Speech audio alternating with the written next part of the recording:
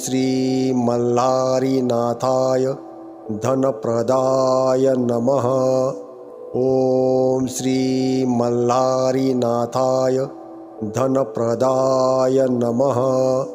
ओम श्री मल्हारीनाथाय धनप्रदाय नमः।